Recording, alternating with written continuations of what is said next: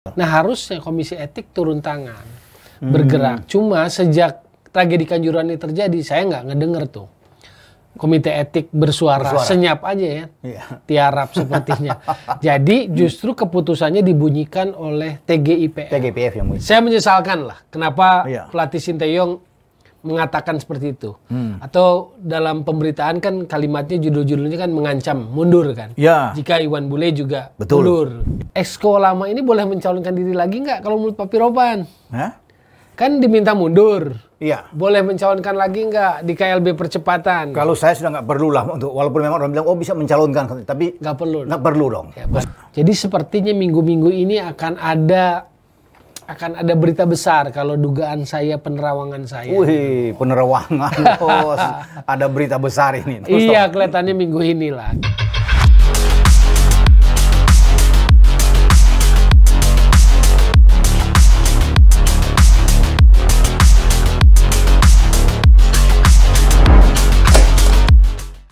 Halo, kembali di acara Bukan Jas Haye.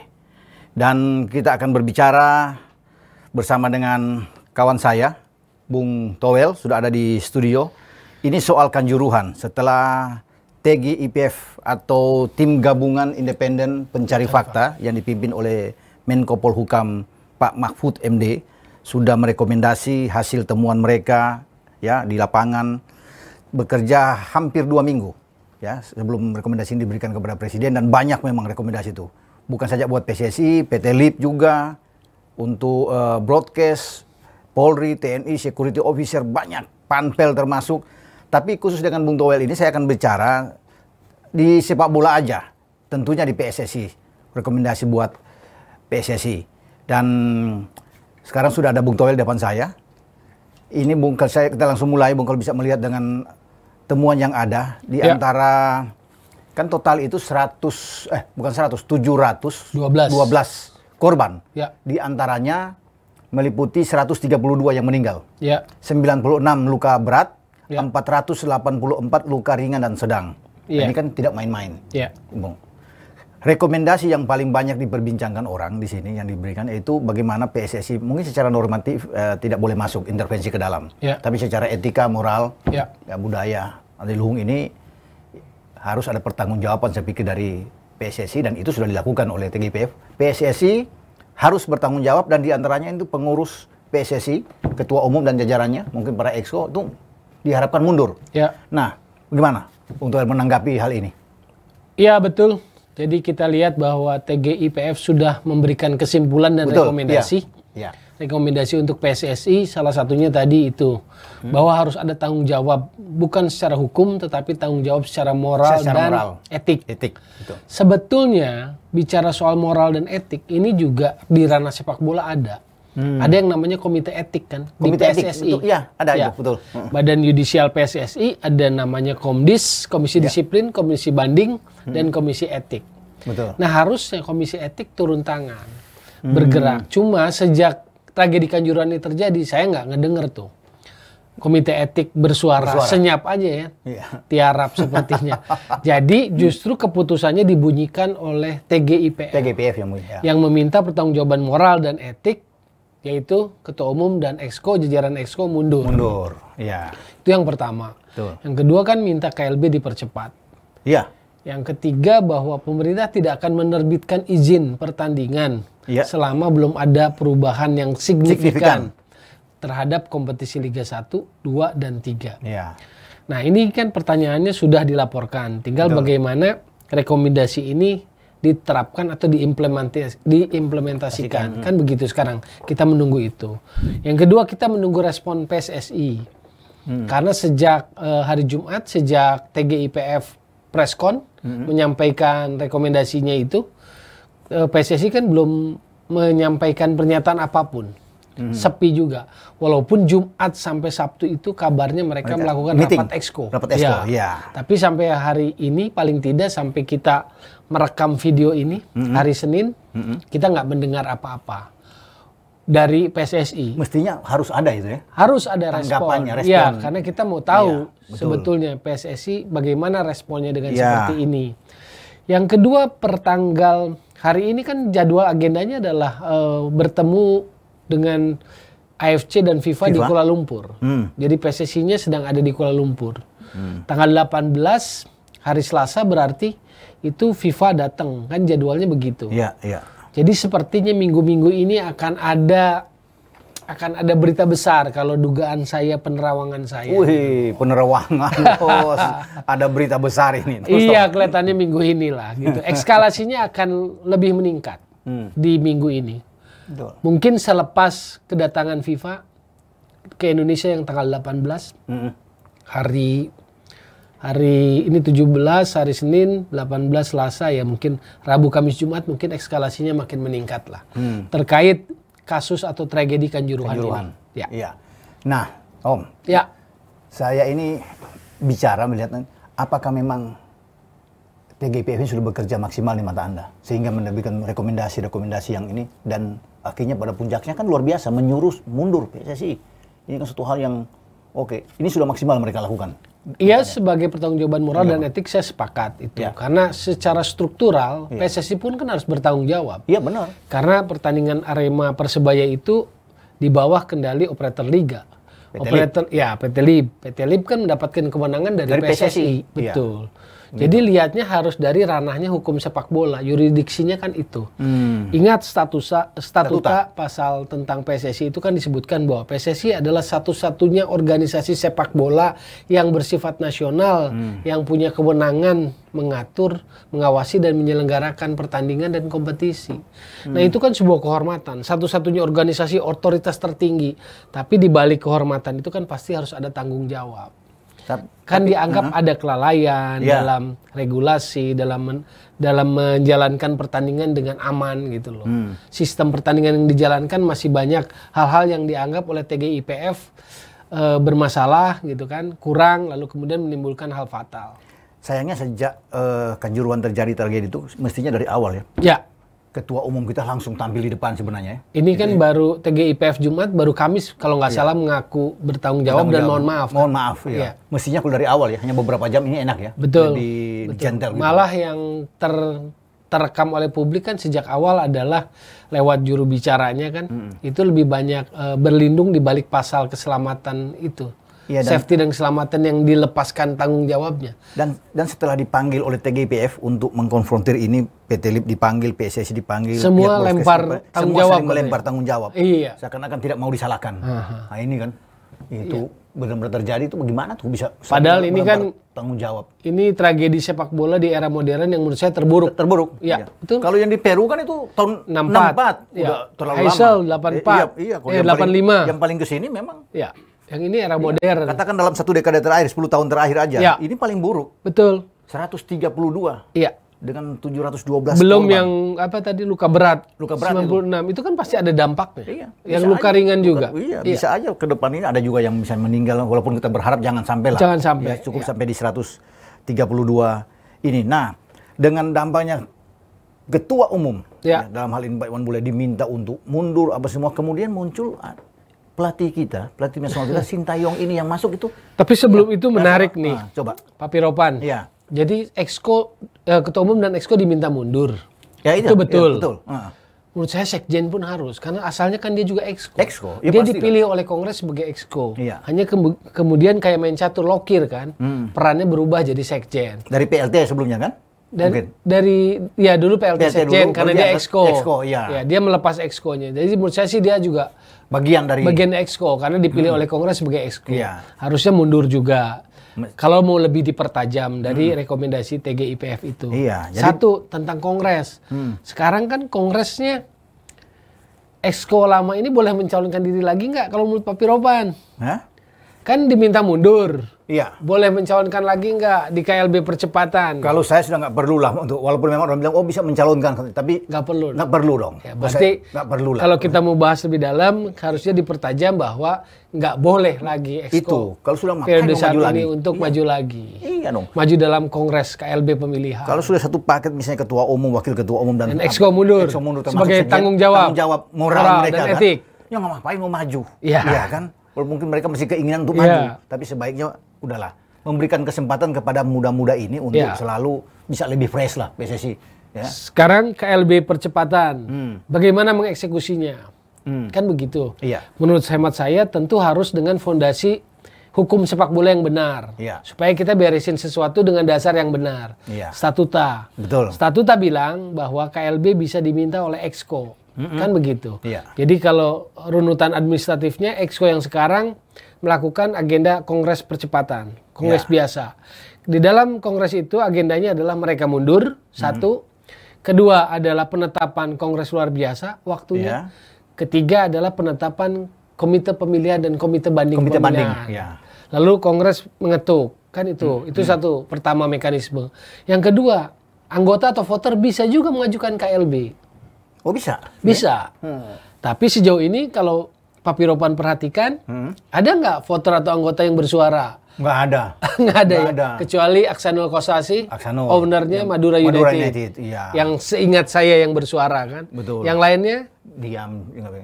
Karena voters itu juga yang menentukan kan mereka untuk Betul. yang sekarang duduk di PSSI, termasuk para exco itu kan. Malah kalau Jatim wakil ketua Asprofnya mengatakan bahwa apa urgensinya KLB. Jadi saya baru baca nih bahwa dia dalam beberapa pemberitaan dia mengatakan bahwa apa urgensinya KLB gitu loh.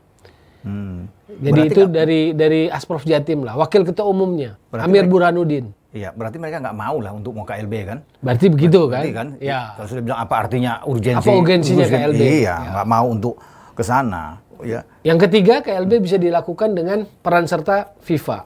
Misalnya dengan tim normalisasi. Tim normalisasi pasti. Exco mundur. Ya. Berarti kan harus ada tim yang mengelola organisasi PSSI menyiapkan KLB kan begitu. Maka dibentuklah tim normalisasi. Betul. Gabungan dari berbagai stakeholder bola kalau menurut saya sih. Iya, itu yang paling itu pilihan itu pilihan terakhir mungkin ya. Ketiga ya. Untuk bisa normalisasi karena saya pikir ketika kita bicara tentang bagaimana KLB itu dieksekusi kan begitu. Iya, dan saya masih ragu memang Tom. Kalau bicara soal KLB ini apakah cepat, pasti akan sulit untuk bisa mereka. Nah, itu kecuali FIFA yang memberikan untuk normalisasi, tim normalisasi harus ada. Ya. Kalau enggak susah. Kalau menghadapi harus Exco yang akan bikin apa? Betul. Nggak akan mungkin mereka lakukan itu.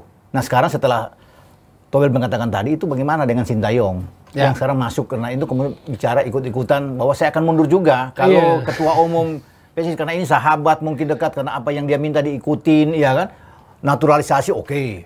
Minta latihan di Eropa diikutin. Nah mungkin menjadi bagian penting yang dia bilang itu satu kesatuan.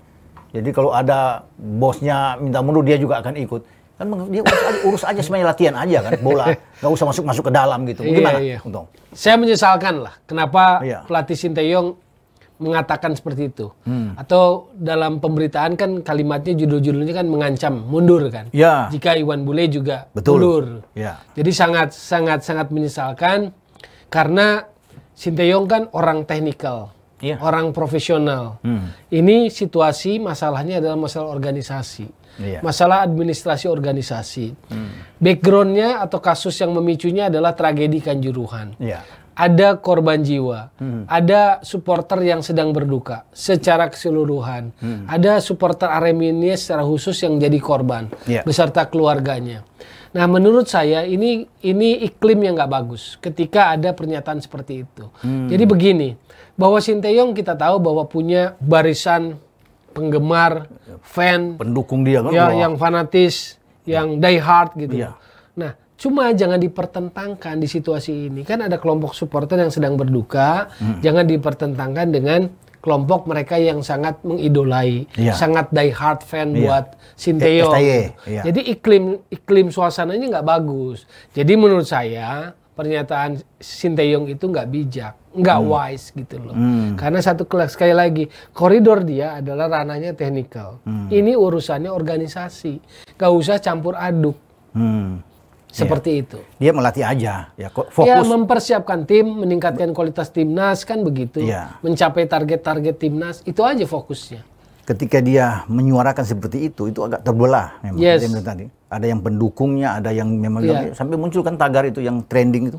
Ya betul. STY out. Ya. Ibul stay. Wah. Karena ini kan persoalan korban jiwa, persoalan nyawa. Tidak ada sepak bola yang seharga nyawa kan begitu. Sementara ini 132. Yang terburuk dalam era modern gitu kan.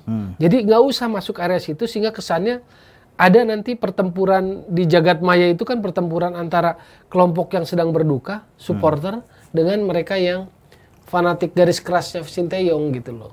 Atau memang sengaja ini disetting ya, sehingga ada jebakan. Itu dugaan kan? Ada dugaan kan? Iya kan, dugaan ada jebakannya di sini sehingga digembosi. Tapi kenapa STY mau? Kan STY bukan pelatih kaleng-kaleng. Dan dimuat di Instagram dia tuh, di Sintayong 7777. Iya. Dan langsung viral itu diberikan itu. Makanya muncul kan ada yang pro kontra kan? Iya. Yang senang dan semua STY. Asistennya ikut kalau nggak salah. Iya. Sama. Bahkan ikut bukan cuma itu, gitu. Pemain-pemain bola juga, Asnawi dan kawan-kawan juga ikut mensupport ini. Saya nggak tahu ini apakah ini memang ada dugaan ke sana kan? Iya, artinya kan kita akhirnya menduga-duga kan, apakah ini memang sengaja sebuah agenda setting juga. Mestinya itu yang disayangkan, karena mempertentangkan situasi yang akhirnya akan jadi keruh atmosfer bolanya. Mestinya kan diam aja. Ya, dia lebih bagus, dia fokus aja untuk latihan. Betul. Itu yang paling penting. Karena siapapun yang memimpin PSSI, yang penting kan sistemnya benar. Iya. Dikelola oleh orang-orang yang benar. Gitu loh. Itu yang paling penting memang. Ya. Itu orang yang benar yang ada di sana. Betul. Bisa ini. Dan kepengurusan PSSI ini kan di Iwan Bule ini 1 tahun lagi kalau nggak salah ya. November tahun depan udah ada pergantian. Ya untuk ketua umum ya. Betul. Itu yang membuat saya pikir bahwa mungkin mereka akan bertahan sampai di tahun depan, Tom. Ya walaupun belum ada pernyataan resmi setelah sejak rekomendasi TGIPF, tapi memang kita bisa baca lah. Misalnya kalau kita lihat Asprof Jatim tadi mengatakan bahwa lewat wakil ketuanya, bahwa apa urgensinya KLB. Juru bicaranya Pak Ahmad Riyad dalam berbagai kesempatan di media, di televisi, dimanapun, selalu mengatakan bagaimana mungkin mundur katanya, kan begitu. Mundur gampang saja, tapi tanggung jawabnya. Cuma kan nggak pernah kelihatan juga formulasi tanggung jawabnya seperti apa. Lalu kemudian mengedepankan pasal tentang yang itu melepaskan tanggung jawab, melepaskan PSSI dari tuntutan, kan itu yang dikedepankan. Jadi memang kalau lihat dari itunya, kecenderungannya, garisnya tampaknya berat untuk mundur gitu loh. Membentengi saya pikir tuh. Cuma ini situasi berat lah. Kalau nggak mundur situasinya kan rekomendasi sudah sangat kuat. Dan jelas loh rekomendasinya. Pressure dari banyak kelompok juga, publik bola, penonton sepak bola, supporter bola, politik juga kan, elemen-elemen politik mulai bicara, Komisi 10, Komisi 3. Jadi positioningnya dan semua terdesak. Semua sudah bilang ini sebaiknya mundur lah. Ya kan? Dari opsi DPR, terbaik. Opsi terbaik harus bisa mundur. Nah bagaimana kalau mereka bertahan? Walaupun sudah ada rekomendasi dari TGIPF ini, sudah ada desakan semua dan tetap akan bertahan. Ya ini akan jadi panjang. Iya. Episodenya akan jadi panjang ini, konfliknya ini. Betul. Turbulensinya akan panjang, diaduk-aduk publik sepak bola, sementara di depan ada banyak agenda. Apalagi 2023 kan? Iya. Agendanya itu agenda akhir tahun aja kan AFF. Tahun depan ada Piala Asia. Iya. Betul kan? Piala Asia, Piala Dunia U20. Senior U20 Asia. Kan begitu. Senior kita harus ikut juga di Piala Asia kan? Betul. Itu sudah dimulai tahun depan itu di bulan Maret kalau nggak salah. 1 sampai 18 Maret di Uzbekistan. Itu yang U20 yang kita lolos. Iya. Belum lagi SEA Games kan? Betul. Harus dilihat tim U23 untuk SEA Games. Betul. Terlepas di sana mungkin pelatih lain yang diminta oleh Sintayong untuk pegang, tapi kan harus. Tapi kalau organisasinya nggak bagus kan sulit mengeksekusi semua program itu. Iya, itu juga kan. Iya, betul. Itu bahaya juga ke depannya. Iya. Makanya penting di ke depan ini kita tahu kepastian-kepastian itu. Bagaimana rekomendasi itu dieksekusi kan. Karena contoh kompetisi nggak bisa jalan. Ini kan akan membuat klub-klub juga dalam posisi tersandera. Oh dan pasti kontrak pemain. Pasti akan teriak mereka. Kontrak pemain asing. Iya.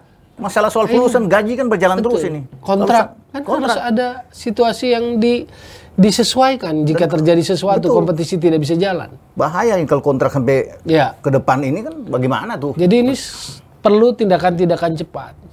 Jadi saya juga pengen tahu sebetulnya dasar-dasar TGIPF gitu loh. Dengan eksekusi ini detil-detil konkretnya itu bagaimana nanti. Ini penting juga. Iya, dan saya sudah merasakan Tom, ini tidak akan mungkin. Tidak akan segampang itu. Walaupun rekomendasi ini kuat, desakan itu kuat, tidak segampang itu. Kalau Hawa kemarin sih mereka memang agak keberatan untuk mundur. Kalau dari pernyataan-pernyataan dari elemen-elemen PSSI-nya sih saya lihat. Saya rasa mereka keberatan. Dari awal kan banyak ngelesnya kan, berlindung di balik pasal yang itu melepaskan hak tanggung jawab dan tuntutan. Betul. Kelihatan dari situ. Dan itu memang sayang tuh, kembali lagi kita tadi itu. Kalau mereka tetap bertahan menggoyang ini, jadi tempo permainan diatur, diperlambat temponya kalau di sepak bola kan.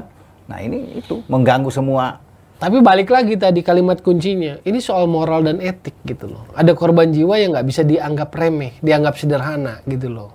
Ya, maka perlu ada sikap yang benar, yaitu tanggung jawab moral dan etik namanya. Itu kan benar, baik kalau dari segi situ. Tapi kan kalau dari segi mereka kan mereka nggak memperdulikan itu pasti. Dari sisi mereka. Dari sisi mereka. Iya kan nggak mungkin. Kalau dari sisi orang yang benar, yang bijak, yang berpikir wise, itu benar, mestinya harus mundur lah. Secara moral, etika kan. Tapi yang bagi mereka yang bertahan ini kan. Berarti pilihannya melawan gitu. Bisa aja. Bisa aja. Pilihannya kemungkinannya melawan. Kemungkinan itu, kecuali memang desakan itu datang dari FIFA yang memang harus meminta itu dengan dukungan pemerintah. Makanya minggu ini menurut saya kunci. Eskalasinya akan tinggi dan bagaimana respon itu menjadi penting. Betul.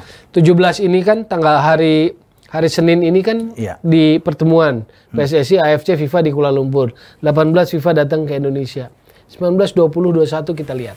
Betul. Eskalasinya. Buat saya sih ya cepat-cepat diselesaikan. Saya nggak begitu masuk ke sana. Yang penting sepak bola kita ini berjalan dengan baik, Om. Ke depan. STY juga harus fokus di timnya kita. Karena nggak bisa disederhanakan, tidak bisa dinafikan korban jiwa yang begitu banyak.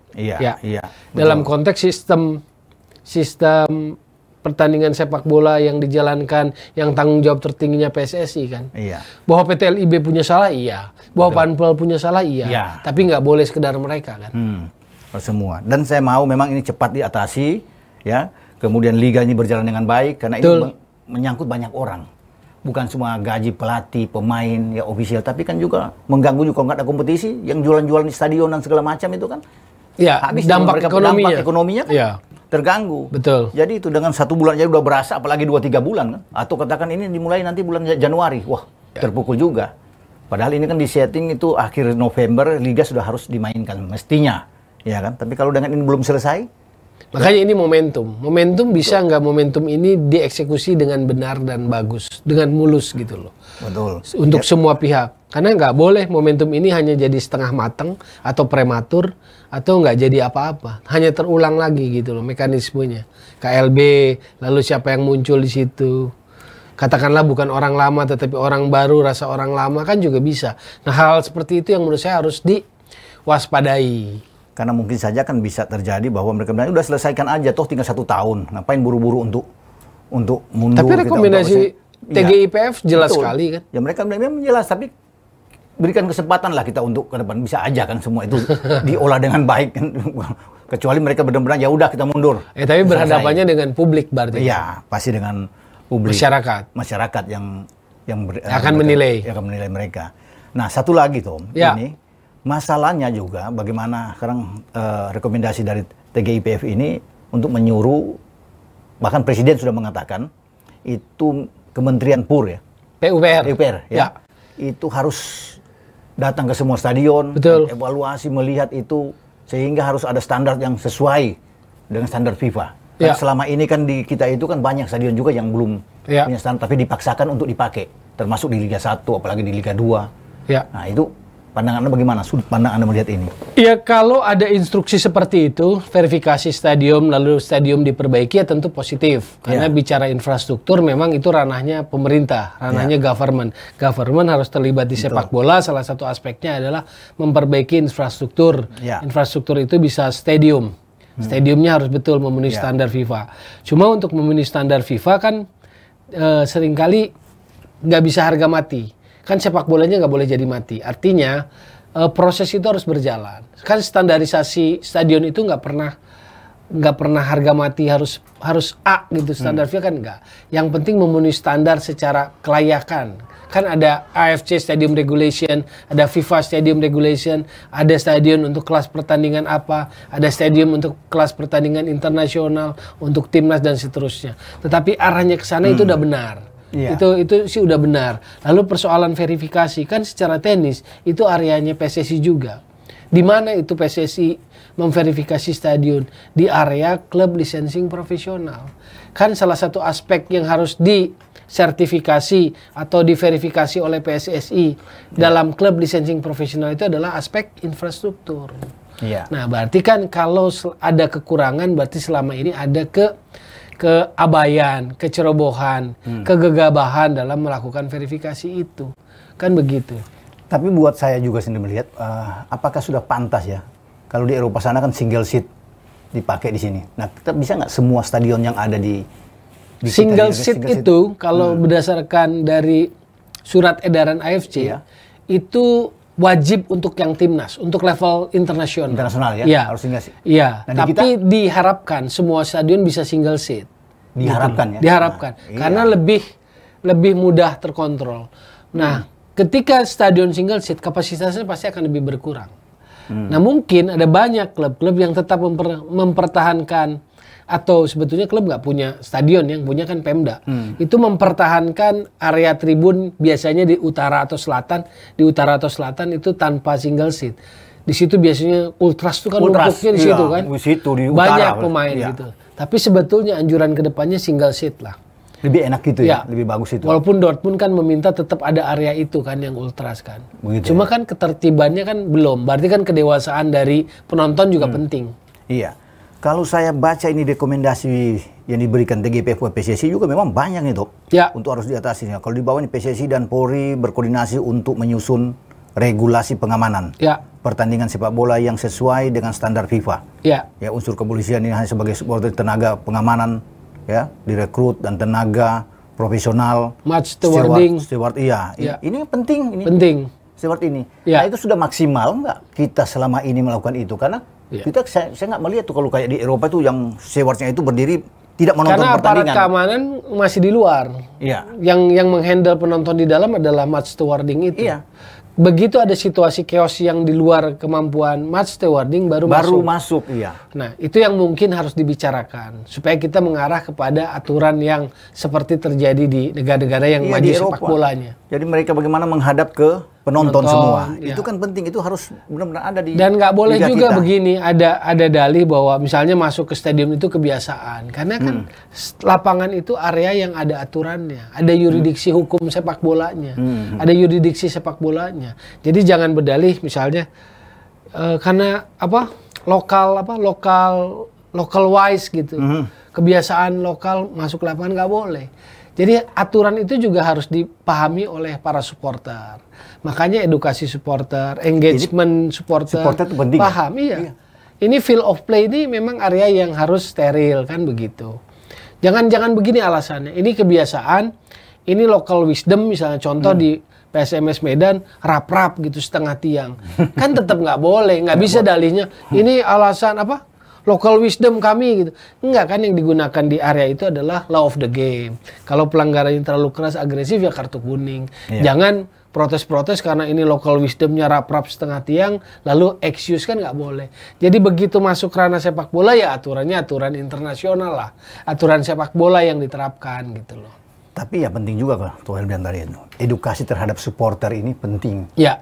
Untuk lebih membuat mereka dewasa. Ya, karena sekarang setelah Kanjuruhan ini kan banyak supporter mulai bersatu semua. Iya, itu bagus. Itu bagus kan? Itu bagus. Itu luar Spiritnya biasa. bagus. Spiritnya bagus dengan belajar dari Kanjuruhan ini. Semoga semua ini supporter bisa damai kan. Yang pertama tanggung jawab siapa untuk supporter? Menurut saya klub.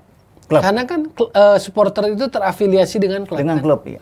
Bonek Persebaya, Aremania Arema, Jakmania Persija, Bobotoh Persib. Gitu. Berarti tanggung jawab pertama adalah klub. Klub yang memberikan. Karena engagementnya dengan klub kan, afiliasinya dengan klub. Fanatisme mereka muncul dengan klub ya. Karena kalau ada apa-apa dengan supporter berulah dan sebagainya, yang kena hukuman komisi disiplin siapa? Klub kan. Karena yang anggota PSSI-nya kan klub. Ya setelah klub baru mungkin jadi PT Lib lah untuk terjun untuk bisa memberikan. Karena dia mengamankan kompetisinya, regulasi pertandingannya harus aman. Terjun. PSSI juga harus terjun. Sekarang di PSSI ngomong-ngomong ada divisinya supporter kan? Iya. Terus kerjanya apa kalau gitu? Nggak ada ya kerjanya. Divisi kalau kayak begini esensinya supporter masih seperti ini? Iya. Ya mungkin dalihnya jambore supporter. Tapi menurut saya sih nggak menyentuh akar permasalahan ya. Dan itu seperti nggak ada. Hanya ngabisin anggaran aja, Gare. Hanya kumpul-kumpul gitu ya. Ya, mesti lebih ini lagi ya dengan adanya. Ya, makanya ke esensi masalah. Iya. Siapa yang paling tahu esensi masalah ya supporter itu sendiri. Betul. Saya nggak merasa paham supporter sih. Iya. Tapi memang itu bilang klubnya harus, PT Lib juga harus. Ya. Karena ini penting juga dalam rekomendasi, ada juga untuk rekomendasi bagi supporter. Betul. Ya. Pasti soal standar stadion pengamanan, pengamanannya, pertandingan, security semua kan? Soal supporter. Ada semua di dalam. Ya.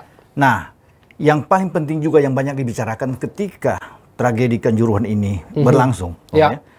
Selepas Arema main melawan Persebaya 1 Oktober yang lalu. Ya. Kan ini selalu disebut di situ karena peran dari keamanan polisi yang masuk itu menembak gas air mata. Ya. Nah, bagaimana sekarang rekom yang diberikan terhadap Polri ini dengan harus tanpa gas air mata dong sekarang? Karena memang itu dilarang. Iya, betul. Ya kan di FIFA apa semua itu sih boleh. Clear kan aturannya. Clear. Makanya harus dibikin protapnya lah, yang jadi standar protapnya.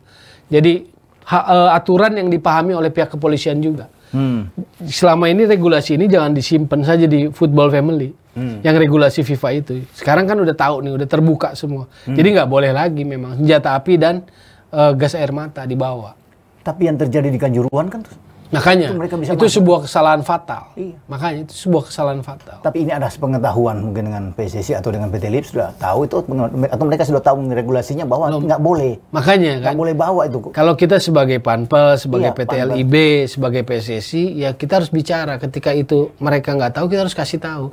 Harus berulang terus dikasih tahu. Kenapa? Karena mereka bukan bagian dari football family kan. Pihak keamanan ini mungkin berganti dari tahun ke tahun kan gitu. Prajuritnya juga mungkin berganti dari tahun ke tahun. Maka setiap kali menyelenggarakan memang harus disampaikan lagi, disosialisasikan, diingatkan tentang regulasi itu. Tapi sekarang tahapannya rekomendasi itu kan harus ada pembicaraan yang lebih serius. Jadi saya melihat bahwa itu akan dibuat standar protapnya itu nanti. Iya. Nah, sebelum kita mengakhiri acara ini, Tom, ini saya baca lagi nih, merevisi regulasi PSSI untuk menghilangkan potensi konflik of interest dalam kepengurusan PSSI. Ada juga, banyak juga sih pengurus PSSI harus berkewajiban untuk merevisi, membuat peraturan termasuk tentang tanggung jawab di pasal 34 regulasi ini keselamatan dan keamanan PSSI tahun 2001. Ini rekomendasi itu tadi yang dijadikan alat untuk ngeles. Betul. Lepas dari tanggung jawab dan tuntutan.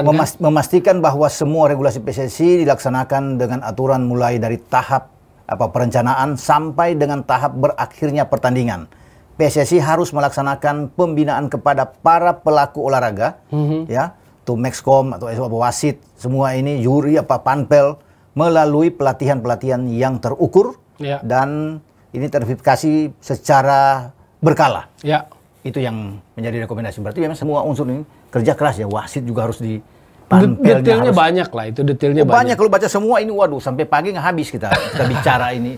Nantilah kita atur di episode berikut lah untuk bicara. Kalau ngobrol ini sambil ngopi nanti. Sambil ngopi enak. Iya.